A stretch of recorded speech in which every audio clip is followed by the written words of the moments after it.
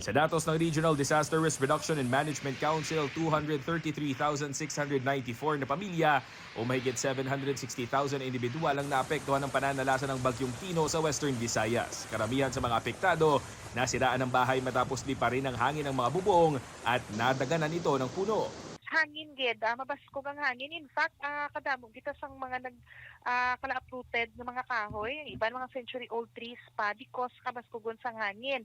Nitong November 5, nagsagawa ng aerial assessment ang RDR-RMC6 sa mga probinsya sa rehiyon. Ito'y upang makita ang lawak ng pinsanang iniwan ng bagyo. Unang ininspeksyon ng Guimaras kung saan nakita ang mga debris na inanod sa coastal areas. Sa Suklaran Wharf sa San Lorenzo, may nakitang maliit na pinsala ngunit nananatili itong operational. Inikot din ang Iloilo City, lalo na ang mga barangay sa city proper patungo sa Arevalo. Minimal din ang naitalang pinsala sa coastal barangays. Sa Miag-Aw at Gimbal, Iloilo, may nakitang sira sa seawall. May mga bahay ring nasira ang bubong. Sa mga kabundukan naman ng mga bayan ng Alimudjan, Leon at Tubungan, walang pagguho ng lupa na nakita. Samantalang ilang bayan sa Capiz, lubog pa rin sa baha at apektado ang agrikultura.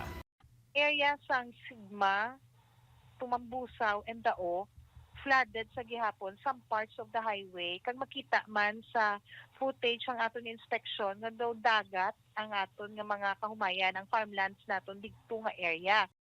Mahigit 33 milyon peso sa kabuang halaga ng assistance na ipinamahagi ng DSWD6 sa mga apektadong pamilya. Nagpapatuloy rin ang response operation sa Capiz.